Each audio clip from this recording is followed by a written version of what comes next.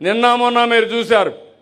నేను ఎప్పుడు కూడా అమరావతి రాజధాని అంటే మొట్టమొదటిసారిగా హైదరాబాద్లో పాత అసెంబ్లీ హాల్లో పెడితే ఆ రోజు నేను కూడా సహకరిస్తున్నా, రాష్ట్రానికి ఎలాంటి చెడు జరగకూడదని హైదరాబాద్లో అమరావతి రాజధానిని ఒప్పుకున్నారు.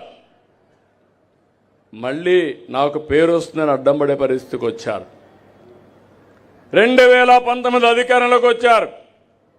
3 రాజధానులు, 3 ముక్కలాట ఆడారు. కడాన ఏమీ రాజధాని లేని పరిస్థితికి వచ్చారు.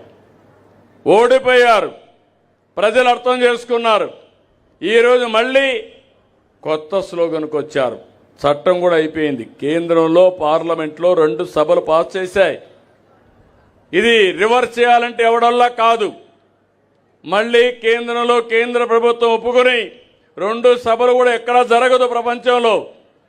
ఒకసారి రాజధాని పెడతారు కానీ తుగ్లక్ మారిగా అడుకొక్కసారి రాజధాని మార్చడానికి ఎవ్వరూ ఆమోదించరు.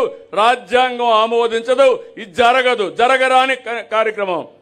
ఇప్పుడు కొత్తగా వచ్చాడు మ్యావిగన్. అదేంటో నాకు అర్థం కాల. మ్యావిగన్ అమరావతి దేవతల రాజధాని, మన ప్రజా రాజధాని అమరావతి. ఆ పేరు చెప్పడానికి ఇష్టం లేని వ్యక్తి ఈ గొడ్డలి పార్టీ.